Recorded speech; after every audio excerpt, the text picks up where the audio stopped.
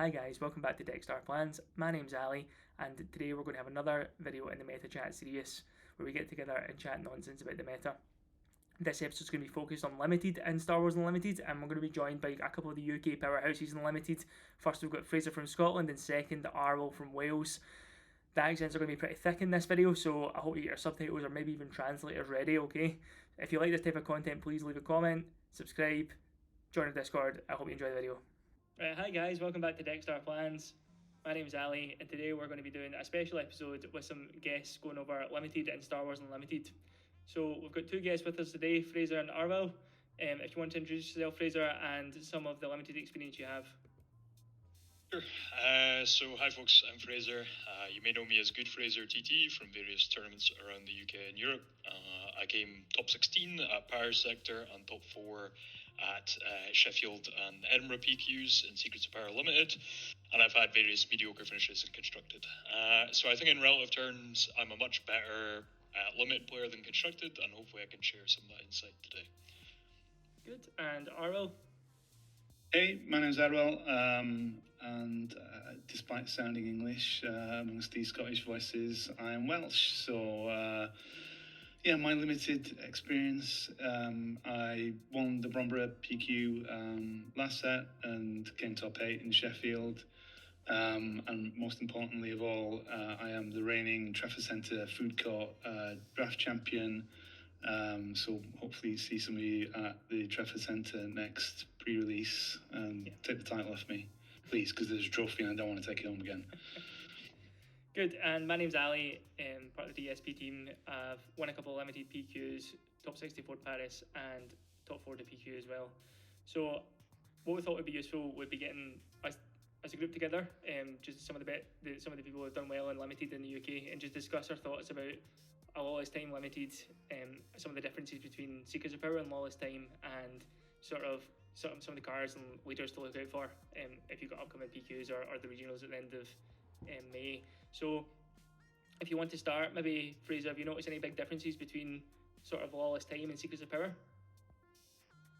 Sure. I think the biggest difference for me has been that the cards are a lot more powerful, specifically non-leader cards. So removal, bombs, even just creatures up and down the curve or units up and down the curve are a lot more powerful than I think we've been used to from especially Secrets of Power, but even back to Legends of the Force and Jump to Lightspeed. So, you know, it's not, we'll get into comparisons a little bit more later, but it's not so much like Secrets of Power where the number one thing you're hoping for is to open Leia. Like, now you want to open a good pool of cards that work well together and build a coherent deck, which I think is also a bigger factor than in previous formats. Yeah, I think I agree with you in terms of the sort of card pool has been a bigger draw than the leaders seem to be compared to Secrets of Power. I think there's quite a lot of playable leaders, and we'll come on to that in a bit, but I think having a stronger card pool means that you can sort of pick your leader based on your pool, because you get so many, especially in Sealed, you get 6 hopefully different leaders. You can pick a sort of leader that matches your pool, and then with the off aspect bases, it makes it that much easier to make sort of a coherent pool. I'd say I'm a little bit, I disagree a little bit there. I think because of the multi-card, multicolored cards, right? I think it's a little bit more difficult spotting a coherent pool. You can previously in Lawless Time or Secrets of Power, you could kind of quite easily spot a good curve of what your colours were. Now I think you might open a pool and go, okay, there's nothing really obvious here. There's maybe 2 or 3 things directions I could do with this, depending on what I'm going to splash. So I think maybe making that kind of coherent deck is a little bit trickier, picking, what you're going to splash in particular. And I think because of that, I think the skill cap on certainly Sealed in Lawless Time is higher, right? I think there's more skill involved in deck building here, I think. Yeah, I agree. I think that with what Frazer was saying in terms of in Secrets of Power and even sort of Legends of the Force, it was sort of picking your, get a Talzin or a Leia or a Snoke or whatever it was, and then you make your deck around that. And like you say, it's now sort of, it's hard to identify, if all the leaders are not as overpowered as that, it's then hard to identify which colours to go down. And I think that's something we'll talk about that later, is sort of the colours that are probably more powerful in a Lawless Time. But I think another thing you touched on, Fraser, was sort of the introduction of, definitely was absent in Secrets of Power, was sort of bombs and removal. Even the sort of bombs were, you know, like Queen Amidala and Coronet and stuff, they were good, but they're nowhere near the same level as some of the cards that are out now, and there was basically no removal before. And I think that's something that we should maybe think about going forward into Limited, is that I think a lot of people were focusing on, because there was no removal, it was all about sort of developing these big units and these big, you know, upgraded units, whereas that might not be the case anymore going forward into Lawless Time. Yeah, I would definitely. Oh, go ahead. Yeah, I mean, you can easily get tempted into investing everything into a 2 or a 3 cost, right? And with Leia, that was fine. There wasn't much that could remove it, but you know, the axe forgets and the tree remembers are big things, right, in this format, and there's removal up the curve as well as you go later. And that's like something I don't think we've had really. Even in Legends of Force, there was no real removal. You had to play sort of off aspect. What's it called? Deck the pod. Yeah.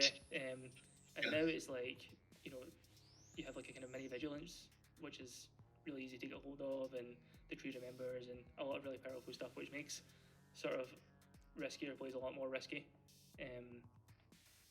Yeah. Definitely agree, and I think it's possible to come back from behind in Law Limited in a way that really hasn't been in almost any set that I can remember, except maybe way back to like Shadows Limited or something like that, where because the cards are powerful and there's various like credits, for instance, let you generate a big advantage on a swingy turn. You know, there's a lot of interaction, a lot of ambush, a lot of removal. Many of the best cards, Zeb, Kanan, Stranger, can bring you back from a losing position. So it's not just, can I be slightly ahead going into leader turn and then just steamroll the rest of the game? I think there's capacity to build more reactive strategies and come back in games a lot more than there has been in prior sets.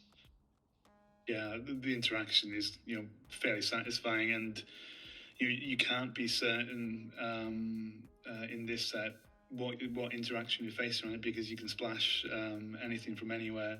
So, you know, even if you're playing like a red green or red yellow, you still might be facing, you know, blue cards, right? Because you can splash them. Yeah, and I think that makes the deck building a little bit more challenging in terms of, before you would get, you know, an absolutely insane blue card and then your full deck would be blue, but now you might get an insane blue card and then you just splash that. And so I think you're right in terms of it's quite difficult to decide on what to pick based on that. And I think that a lot of I think a big question coming up with is sort of splash things, is how many do you splash in sort of the sealed pool compared to a draft pool. And I think that's something looking forward. I think we've kind of settled on, in terms of DSP, we've settled on between 3 to 5, depending on how strong they are. I'm not sure how you guys feel in terms of splashing cards. Yeah, 4 or 5 is what I've been generally going for. I have no idea if that's the right answer, but it feels okay so far. You know, you don't feel too much that you got dead cards once you've used it. You know. I think the big issue with the splash base is sometimes you never use, like if you don't play enough, you'd never get to use it, and then you're playing this 27 health base and someone else has splashed the card and you've not. So it becomes another bit of deck building that I think that you actually need to play. You need to play, even if your pool is busted, you kind of need to play splash cards to get benefit from it. But I think the way they've developed the set, it means you kind of have to play it in sealed at least. But in draft, I feel like there's been a big noticeable difference, because loads of people will just stick on the colours they're at because they're easy to get hold of, the cards, and then you're not using that splash base. So I think that's something you need to keep in mind if you're only picking 1 or 2 splash cards in draft. It's maybe something to look at. I found Hera really weird in draft as well, because I want to use her ability, but then I just end up drafting the colours that I'm drafting anyway, and don't feel I'm getting too much value out of Hera. Yeah, I think there's definitely various ways you can go about it. Like, I think you can take one approach, which is just splashing slight upgrades up and down the curve, and you maybe play quite a lot of those. So, like, you're playing red-green and you splash Leppy Lookout because it's just a great card on curve that'll be one of the best 2-drops you can have.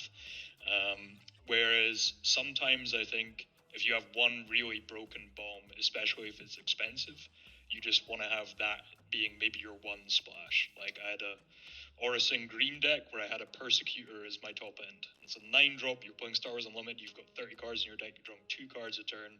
You're almost certain to see it by the time that you need it. So that was my one splash, because I wanted to play Persecutor on 9 every game. And I played it almost every game, and it won me almost every game.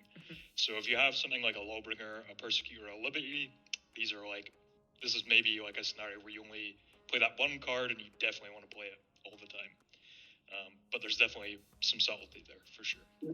I think the other place the splash can be useful, right, is you can have a good pool, but your curve might be a bit wonky, right? You might be missing 2 costs or 3 costs, and you can use your splash to correct that. And sure, it doesn't feel so good using a splash base turn 1 to get at a 2 cost, but that turn 1 is really important, right? You're gonna, you need that every game rather. So don't be afraid of using that splash on something early game.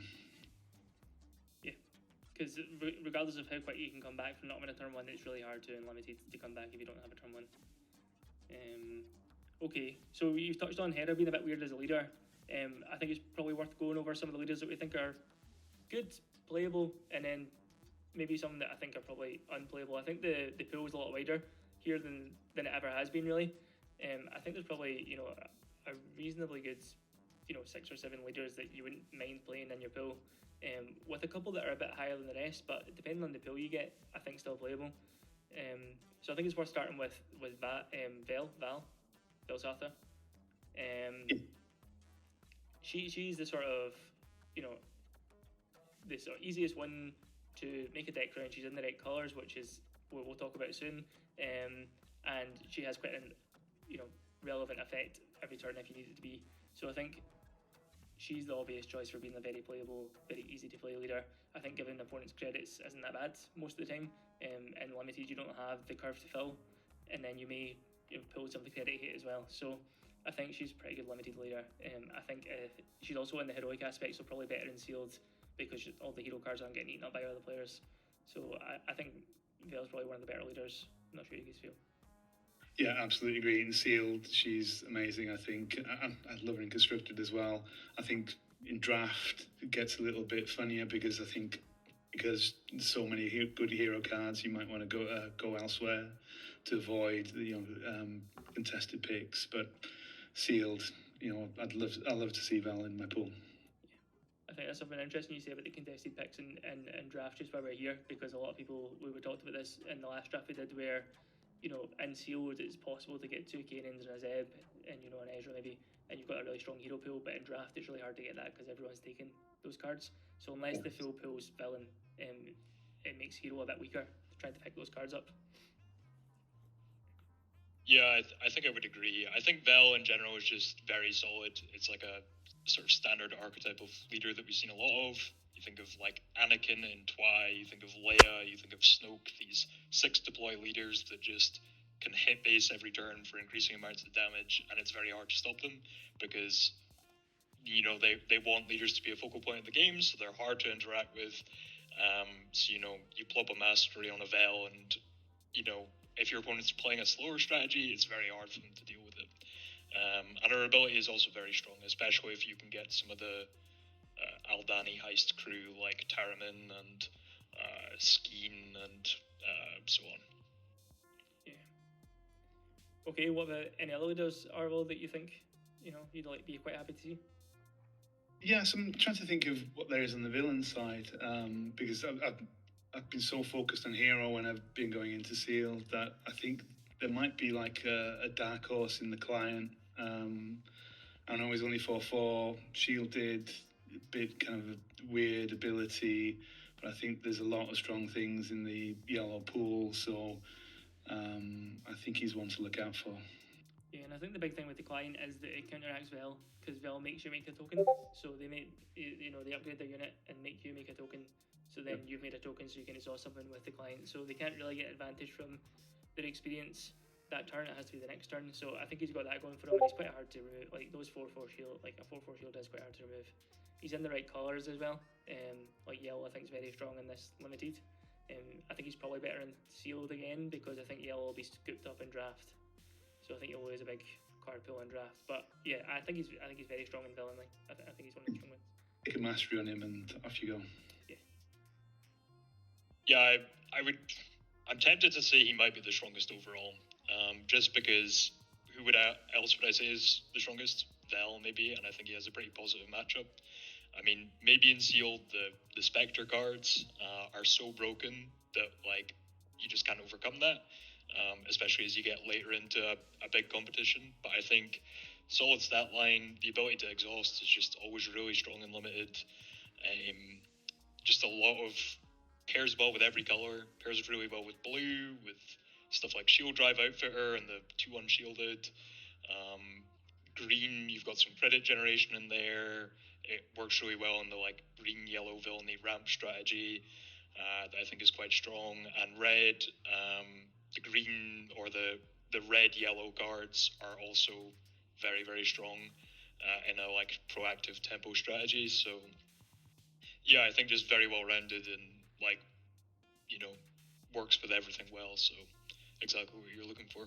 Yeah, and you don't need to be exhausting their best unit, right? Exhausting an unit is going to make a big difference. Yeah, right?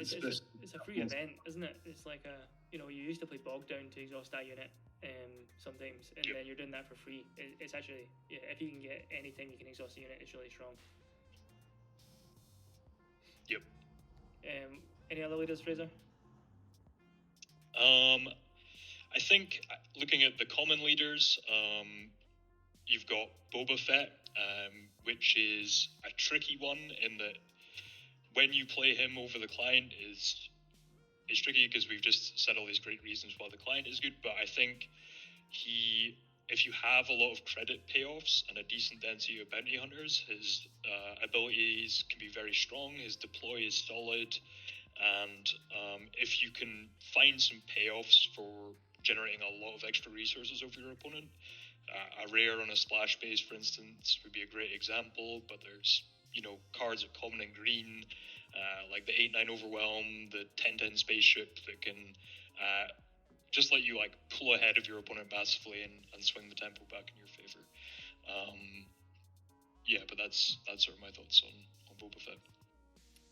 Yeah, I think it's interesting when you touch on him being, access to bounty hunters, and I think from sort of draft experience, the like, because that color, the green villain color, isn't that popular, you end up with all the bounty hunters if you're the only Boba at the table, and then it's a really strong deck. It's almost like a constructed deck, and I think that touches on like the other leader that's kind of like this is Chewbacca, I think, because Red Hero again is basically untouched, because the units aren't that great, but when you have all of the Red Hero units, again, it turns into a bit of a constructed deck in draft. So I think both those decks are probably better in draft if you're the only one at the table, which again makes it more interesting. Yeah, I definitely agree. And if you see C-3PO alongside Boba Fett, just grab that. C-3PO and Boba Fett are just insane together. I know you're not going to find it a lot because C-3PO is a special, but he works really well. Everything that you're picking up when you're Boba Fett is going to be Underworld, the bounty hunter, so you're going to be triggering that C-3PO as long as he stays alive. I think the other kind of big common leader that we've not talked about is Aura Singh. Yep. She's a bit of a powerhouse depending on the build you get. If you get enough Sentinels, she can cancel out a lot of the good turn 1 plays, a lot of the good, I think a lot of the big plays in this format is Likely Lookout and the Droid 3-2-1 shielded, and she can kind of take care of them. She also has the sort of ability to just, up trade into things if your 2 cost can trade into their 3 cost. I think she can struggle into Vel, which then makes her not as good because Vel just automatically cancels that effect when they try to trade into it, and she deploys very late. So I've not had great success with her, but I don't know if I had bad pulls with her. I think there's something there, especially if you get the gun, you can do some funky things, but and her ability, her flip ability is great, heal something, and there is removal, so you're probably going to get there without the game being over. So it probably depends on your pool. If you've got enough to to sustain the game until she flips, then I think she's a reasonable choice. I think my opinion on Vel is that the barrier to entry is much higher.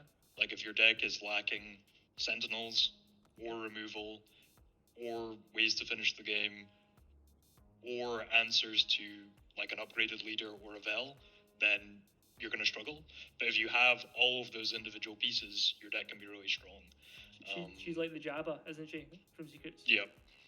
Jabba was rubbish unless your deck was busted, then he was the best. Yep. But I think it's a bit. I would just say it's a bit easier because the interaction is so much stronger. So you have lots of good sentinels, you have kill switch, you have lost and forgotten, which all lend themselves quite well to controlling strategy. What color are you looking to run with? Yellow? I think any color is okay for Aura Sing. I think yellow is really good just because it's great in general, and the ambush cards pair really well. Green is nice if you can get some expendable mercenaries because you're playing a 7 deploy leader and being able to ramp into it is huge. And red, I would say this is one of the better spots for red because the damage based removal is just nice with Bel's ability or Sing's ability rather. So yeah, I think that's maybe one of her strengths is that you can kind of pair it with anything. And I suppose the last leader that we maybe want to talk about is just because I think it's a bit under the radar because it's a rare is Saw. I think Tobias opens up your pool, but the effect is quite hard to pull off in limited, whereas Saw, his effect is always relevant and he has that kind of Anakin-like effect. I know you enjoyed Saw when you got him, Fraser, and you played the 26 base, didn't you? I did play the 26 base, which felt actually quite really strong because you're already playing 3 colors. Unless you have some real incentive to play a 4th, you just get to play a very high quality pool of sort of generally strong units. And then the 26 health base, the blue one, felt kind of like Security Complex, where you could just sack a credit that your opponent gave you to give a shield token to a key sentinel or something, and it was often very strong, and you're getting an advantage out of your base when your opponent pretty much never is. But he's a rare, so harder to get, I think. Okay. Definitely. Yep. I think the other leaders, Hera, Han, I think they're okay. Who else is there? Enfys. Scraping the bottom of the barrel. I guess Jin at rare. I feel like all these leaders are in the same bucket, basically. Yeah, Lando, you're never going to get his ability to fire consistently, I don't think. Sebulba, I've not even, I've not had a pull I can make Sebulba work, but I don't know. Yeah, maybe there's there. He just needs so many cards to make Sebulba work, and he doesn't have the action efficiency that you need in sealed. As you have to discard the card, it's like an action instead of just action cheating. Okay, so do you want to talk about some cards that we think are a bit broken and sealed and things that I think probably worth looking out for? I think the biggest one for me is probably the 3/2. I can't remember the name of it. It's 3/2 yellow card. Turn 1 on attack. Have something -2 if no other units have attacked. Canyon Frontrunner. Yeah, Canyon Frontrunner. It's like I think if you've got the initiative, it's just wins game. It's like you've got turn 1 and they don't, basically. I think if you are lucky enough to come first after sealed and you're going to have the initiative in draft, that should just be your first pick, because you're always going to have initiative. You're always going to be able to do that at least 2 of the 3 games you're going to play. I think it's probably with initiative the best card in the set. That is a bold claim, but it is very strong, and the type of cards that you would expect a 3/2 to be bad into traditionally. You're thinking 2/4s, Lightly Lookout. If you're on the play, you can just attack into it and you trade evenly. So yeah, very, very strong. I don't know if it's worth talking about this because probably everyone else is talking about it, but Mastery is just bonkers. If you can, one Mastery in your pool is great. More than one Mastery is just insane. I managed to draft 3 Masteries in one, and it's just when you can almost guarantee 1 or 2 of them to turn up, then it wins games. I think it's worth saying for people who maybe haven't got a lot of experience with limited, although we're talking about there's more removal, there's not much leader removal, so it's worth keeping these cards for your leader, especially with a 5 deploy leader. You can get so much value. We didn't talk about Callus, he's probably another one that you could deploy on 5 a bit of mastery on.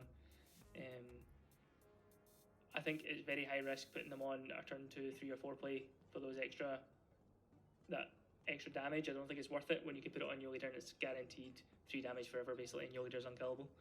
There might be very few situations where you're in a really losing position and you can claw it back, or if you draw it late in the game then it's okay to play. But I think just something to look out for is don't play this card too early and get cannoned and your unit gets returned to your hand or removed or whatever.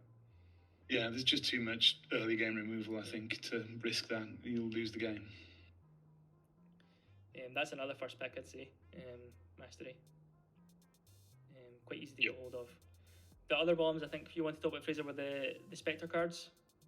Basically all of them. Yeah, basically all of them. I guess foremost amongst them are Kanan and Zeb. I think historically, you look at any limit format in any game, the best cards are always cards that can catch you up when you're behind or bury your opponent when you're ahead, and that's exactly what these cards are. If you bounce your opponent's 4-drop with a Kanan, it's very hard to win the game unless they have a bomb of their own. Same with Zeb, a turn later, getting to kill a card to play a very relevant threat is massive. Ezra is also very strong, just maybe not quite as strong as those two. So, we talk about mastery, and she gets rid of mastery and she ambushes and hopefully kills something small as well. Yep. Upgrade removal also a premium in the set, so another big reason why Sabina's excellent. Yeah, and then I suppose we talked about the big massive top end bombs. The Stranger, he's a legendary, hard to get. Persecutor's also legendary, isn't he? Yes. So a lot of the time you might need to fill those spots with kind of subpar common massive stat units. Like you said, the green 10-10 and the red that has the raid 3. It's not great to play them if you don't, but sometimes you don't have the top end to play it. I'm not sure what you guys think about how much of those cards to play in sealed and limited. I think games go long enough that you're gonna see something big. I've won a game by just plopping a 10-10 down, and I think maybe with a credit or two, and that's it, right? You haven't got the removal answer. It's it's game winning, and there are kind of uncommon bombs as well. Tantive as well. I think it's 5/7 with restore, so that's an option that you're going to see in the blue hero pool. I suppose the other bomb that Fraser seems to love is the Max Rebo Band. I mean, that card that's like a real bomb, I think. Basically, it pays for itself immediately. It's very hard to deal with a 1/5 on turn 2, and if you can keep it alive, you'll be generating such a massive advantage that it's like almost impossible for your opponent to win the game. And I think cards like that really raise the value of even these mediocre finishers like the 8-9 Overwhelm and the 10-10 and just anything that's reasonably good stats. I think it's another note is we talked about how good Vel is. I think it's important to have in your deck some capacity to punish Vel for giving you extra credits. Like if you just have a standard curve and there's nothing there that will really have an outsized impact, you're definitely going to struggle in that matchup, I think. I think that's a big difference. It's hard to get that kind of mindset that expensive cards are good again, whereas in Secrets it was sort of you capped out at 6 and that was it. Everything else was rubbish. Whereas now you have like consistent card really going all the way up to 10 if you need to. Yeah, if I see a Chrysanthemum, right, we all saw from the Nexus event how great that is. If it's a rare, it might turn up in your pool. Unlikely, but that's a huge bomb. Okay, and then I suppose the other card that maybe is what's that called? Shield Generator, the make a shield. The 1/3 person. Was it Shield Drive Outfitter or something? Shield Drive Outfitter, really high on that card. I think that is probably. Is that the one? Is was right? That the one cost, the two cost. Costs 1, but you have to spend 1 to make a shield, so it kind of costs 2. I think the other one gives a shield to itself, but this one gives a shield to anything. Oh, the hammerhead guy, right? Yeah, I know the one. Yeah. Just because it can give you a leader shield, it can give something that's a sentinel shield. Shields are really probably worth, in my opinion, about 5 HP. So, you know, a 2 cost restoring 5 and it has 1 attack. I think it's pretty good. Yeah, I mean, it can even just, if you needed to trade reasonably well against a lot of 2-drops in the format, just like a 1/3 shield that is not that bad if you have to play on turn 2, and the upside of, you know, shielding a sentinel later on in the game could just win you a game, oftentimes. Yeah. We talked about removal earlier on, about there being so much more than there was, and all the way through the curve. In other games, sort of when you're drafting, people go sort of bombs removal first pick. Because it's so common, how do you guys feel about sort of first picks being bombs removal 2-drops? It's quite difficult, I think, in terms of drafting to determine what to go for first. Like if you've got Lost and Forgotten or, you know, Tree Remembers in your first pack versus, you know, a good solid turn 1 or a big bomb. For me, I'd go for the bomb. But I know a lot of people value removal quite high. Yeah, I think turn 1 for me is what I want to try and get. You know, if this is a really good turn 1 there, premium turn 1, I'm probably picking that. But I think it's harder in this set because you do have those removals to, you know, to get you off of that. You know. I just think it's more likely in draft now that you get like your first pack is going to have like, you know, like a Chrysanthemum as your rare, and then like a good 2/4 and a Lost and Forgotten, and it's like as your first pick, it's hard to not pick, you know, the bomb because you're never going to see that again. Yeah, agreed. Right, you should go like an amazing rare, and you know, versus an amazing common, you can probably take a risk and pass on the common and hope to see one again. Yeah, I think this set is a little bit different because the power level of the cards is so high. So like if you're not taking those really powerful cards, you're putting yourself a bit of a disadvantage. And also you have the splash base to kind of bail you out. So it's very context dependent on like what leaders you have and what you really want to play. But I would lean probably towards the bombs in the first instance. But I can definitely see it going both ways. I think it's a bit different from last set where I was very into like first picking Rotunda Senate guards, the 4/5 Sentinel, just because it was almost always going to end up in your deck, and Sentinel was at a premium. Or like any upgrade at all. The last set was Nimble Press, Definitely. Yep. Oh, the easy days. So I suppose we should talk about what colours we think are the best and what are the worst. Could probably start with the worst, which I think is probably Red Hero. Specifically, you know, as I said, it goes okay into Chewy, and you have the Zeb, but you just play the Zeb off aspect. So I think there's not a lot of good turn 1, turn 2s in that colour aspect. I'm not sure how you guys feel. Red in general has cards that you would probably splash, but apart from that, there's not. And the leaders, you know, they don't bring you into that colour. It's not like you've got, you know, like a Veil bringing you into that colour. Yeah, I agree. I've never been tempted by, you know, heavily picking into red. The units have seemed lackluster to me. So, and there's some good damaging events, but yeah, when I'm looking at the units, I feel underwhelmed. Yeah, I think I agree. Like, red just feels like the weakest color. There's just a lot of like random terrible cards at common that you can never put in your deck. You know, the pump can be quite valuable, especially if you're more aggressive, but you can just splash that if pump is something you're really after. And you can splash it and pay for 3 if you need, like, you don't even need to use a base for it, isn't it? Yep. Just, I think red, in general, their philosophy is that it's more proactive, more aggressive. You need to get off the front foot, and a lot of the cheap plays are just not that strong in general. I think Red Villainy has some good uncommons, but if you don't get those, there's not that much incentive. Green, I think, is maybe the second worst. Apart from Boba, as we said, you can get a lot of value from that, and it does have more proactive answers than Red does in terms of Haymaker. Apart from Haymaker, I also think that there's the blue-green Overwhelm Barrage card. Yep. Yeah, you've got Leppy look at as well in blue-green, so I think both of those are things that you're happy to see in your pool. And then I think the two strongest colours are probably blue and yellow by far, and they pair so well with each other that it's quite hard to pick colours away from that, apart from maybe to include some of the Hero Spectre cards.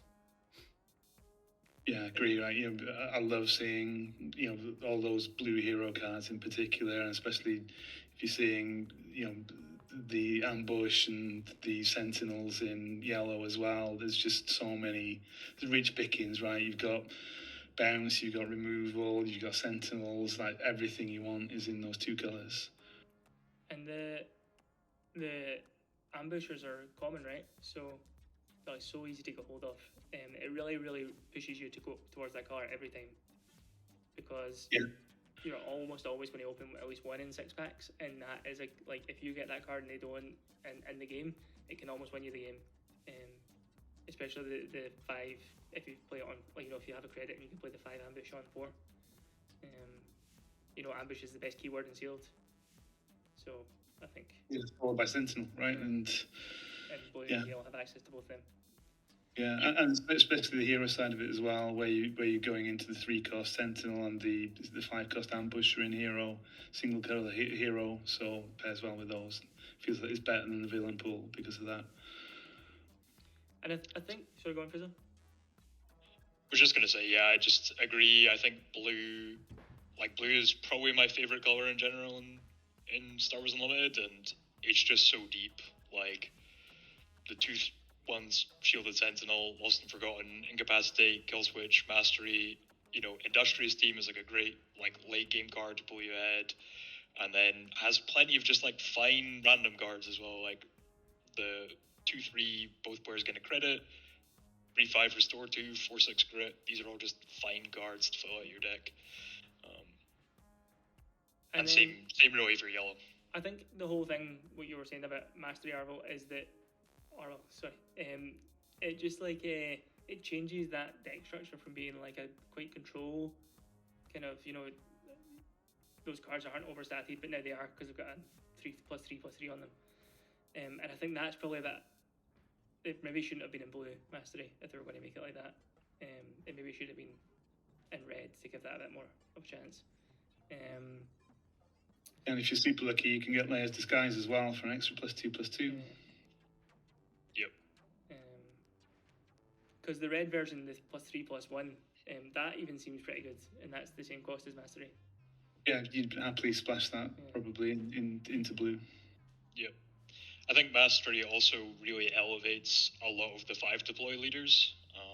You think about Han, for instance. I would never be happy to play with Han, I don't think, but if you had 2 copies of Mastery, you go from your leader just dying to Mildoon Rider, the 6-cost 5/6 ambush, to now it's a giant saboteur that just clears any sentinel. Yeah.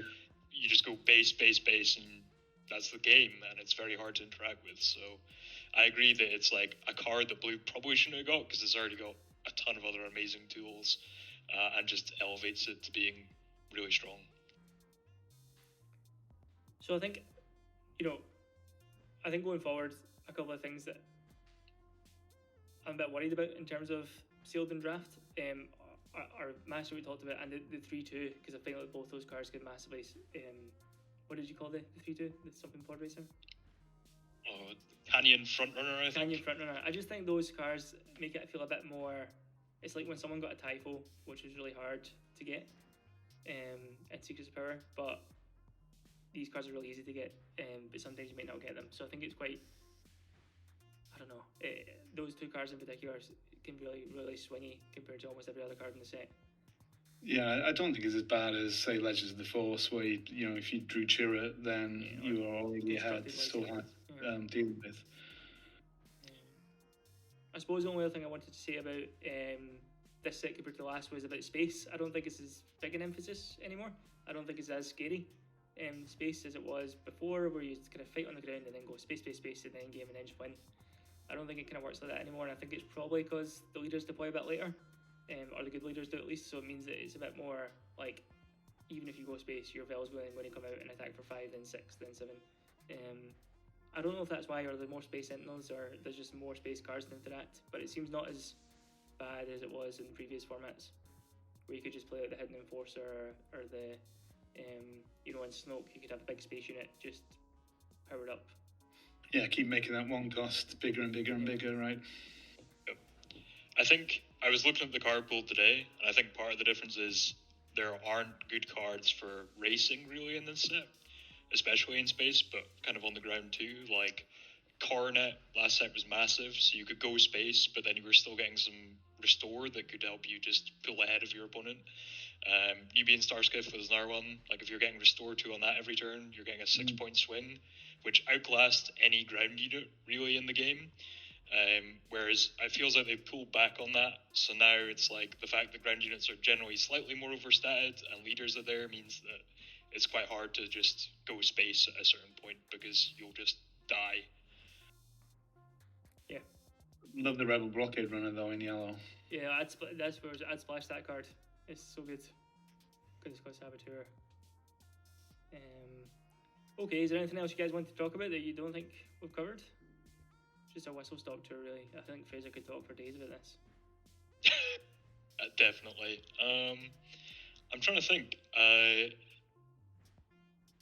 think something to bear in mind if you're competing, especially, is just to keep an eye on time.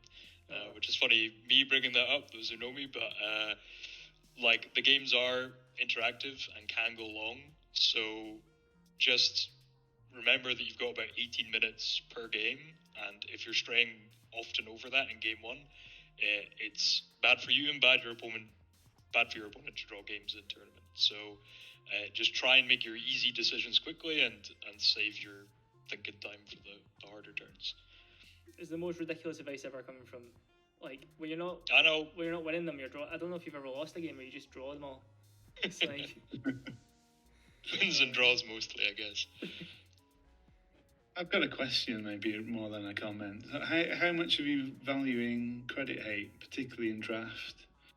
We talked about bombs and early game plays and removal, but I think it's difficult because for whatever reason they've made them got relatively good stats as well. So I know some people pick them really early. I probably wouldn't pick them super early because they're not as good as other cards. But if you get them, they're just like Arwel's just got 4 attack. The other thing is it like a 2/4 or a 3/5 or something? The one that negates Sentinel, negates credits. They're just good like statty cards. Like Gorn's really good stats as well. So yeah, I mean he's probably the best stats. You probably would take him early. But yeah, I just feel like I wouldn't value them if they were just credit hate, but because they're also quite, they've got quite good legs, I'd probably take them relatively early. Not first couple of picks, but maybe pick 3 or 4. Yep, agree. They just have incredibly good stats if you get the effect, and are completely fine if you don't. So I think they're quite high picks, and if you're Vel, I think they go up to just below the Kanans and Zebs of the world, probably. Yeah. I mean, if you're Vel and you get an Arwel, then it's just... And I suppose that's something you have to play around if you're playing against them, especially in draft, because they probably will get it. You just have to be careful to... I'm not sure how other people play when they play against Vel, but I tend to spend my credits quite early, even if I can't play the curve. But I know you kind of hold on to them a bit, Frazer, because there's not as much credit hate. So I think in draft they might have more access to that. So I think it's hard. I think, ideally drafts you would be open deck lists, you'd be able to see how much credit hate they've got. So in seals you've got to just, I think, spend the credits to curve, otherwise you're going to get too far behind. I think it's my kind of way I'm viewing it with Vel is in game 1 you don't give them any credit because I think you're going to break your own ankles too much, basically. But I think game 2 and 3 you really need to be thinking about, both players really need to be thinking about when you're going to use availability and when you're going to spend the credits based on what you've seen. Yeah. Good. So I think that does cover most things. I know I'll be seeing you at the weekend, Arwel, because I'll be coming into that limited PQ as well. Hopefully get some good results. And good luck to everyone else who's got some limited coming up. I'm not sure if you've got any coming up, Fraser, do you? Not really. I think it's mostly constructed for me this set, unless I travel to any English speakies. Yeah. Yeah. Well, the offer's still there for the weekend. Good. Right. That's us checking out, guys. Thanks for joining us